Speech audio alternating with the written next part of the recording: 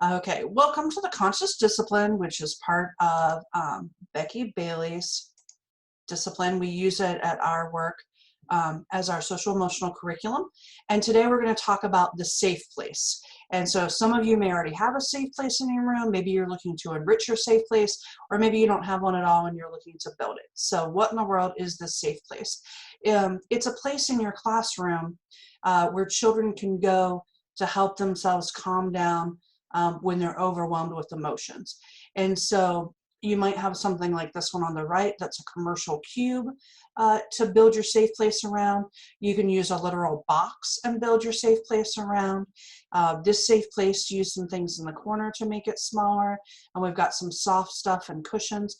So you really want to think about, you're going to make it a quiet space where kids can go to get a break and get away from the noise in the room. So you don't want it right next to like a block area or a loud circle time. It's a spot where you can go to calm yourself down and to help yourself regulate. And so it doesn't have to look the same in every room.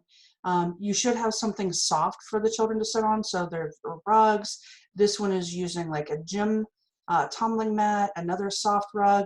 You can see we have some soft cushions in, and some stuffed animals that are soft. This big bear you can lay against that's soft.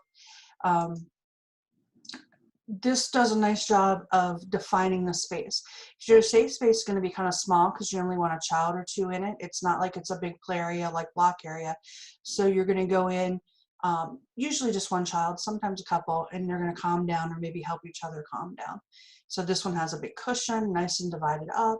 This one has a big overstuffed duck that they can that hug on, and we've got a mat again, a nice soft mat. You can also define the space above to make it feel safe and comforting and coming around. And so this one uses a teepee.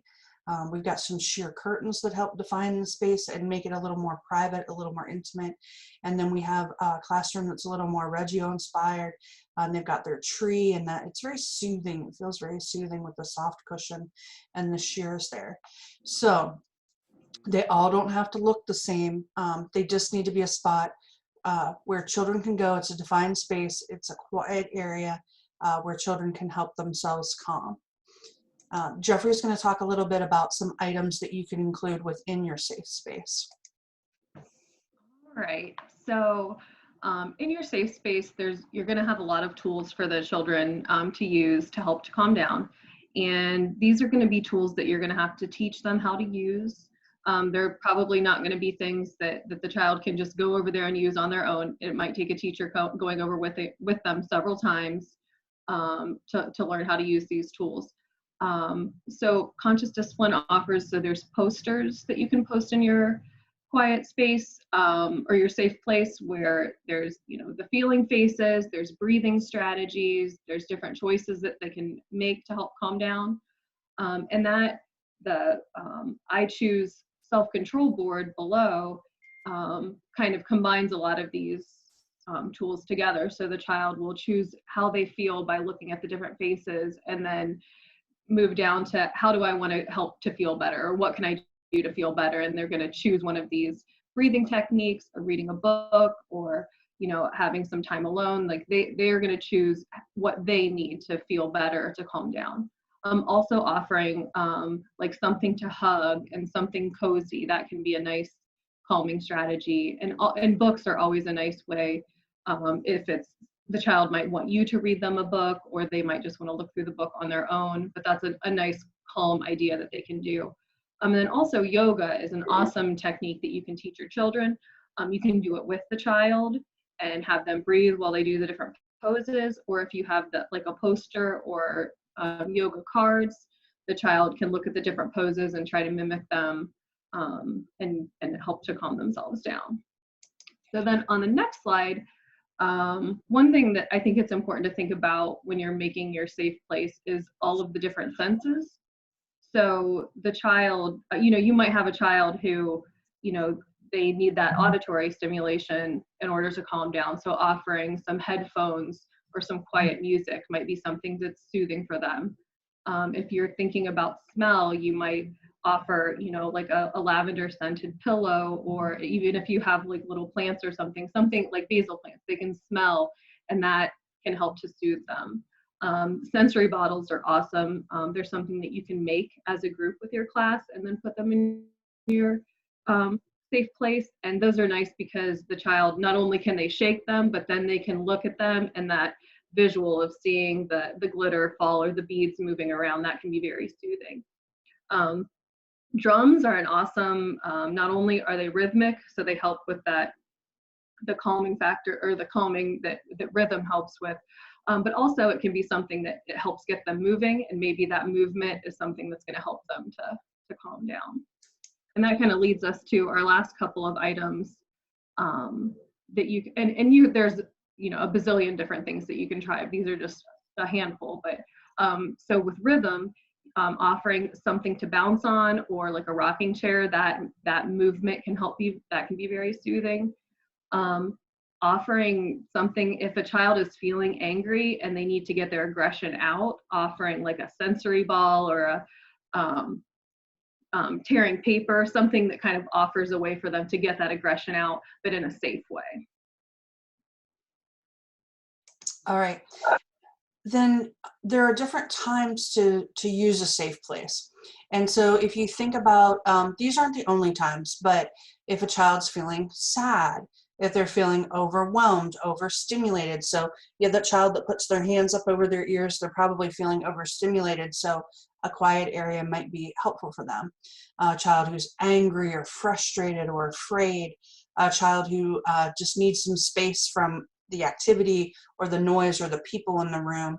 And a child can choose to go to a safe place. So if you're doing a different activity and the child is feeling one of these ways, a child can choose to go to that safe place.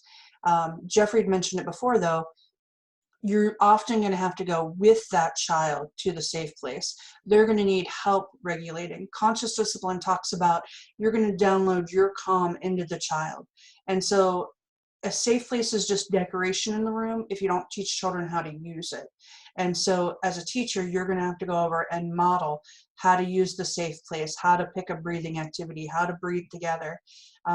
When you're putting items in a safe place, you can't just assume children are going to know how to use all those things. You're going to have to model and show them how to use those.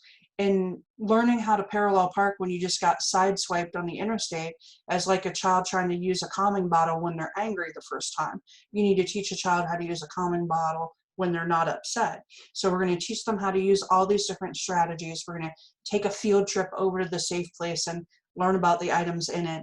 If we add a new item like a drum, we're going to show the children how you can use the drum in a way in the classroom. What else? I'm sorry, did I talk about it all, Jeffrey?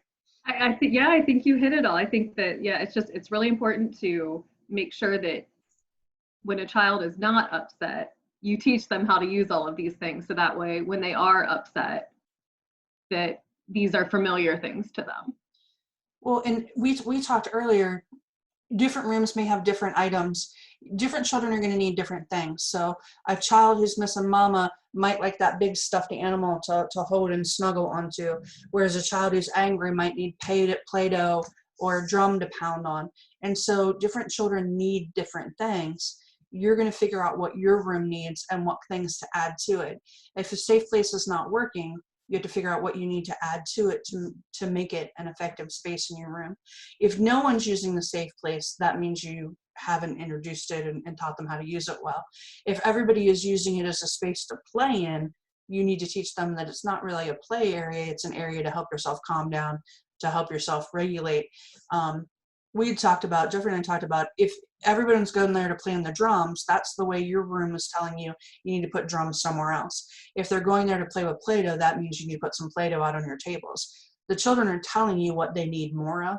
And so if they're over there just playing in the safe place instead of using it as a safe place, then you're going to just want to add some of those things to other spots in your room or other parts of your day. I don't know. Anything else? No, I think that that's how you use a safe place. I think we did it. All right. All right. So we hope to see you guys using a safe place in your room. If you have any questions about it or need resources for it, shoot Jeffrey or I or one of your coaches an email. If you go to the Conscious Discipline website, there's a ton of free stuff you can print off there. There you can look and see what additional resources there are.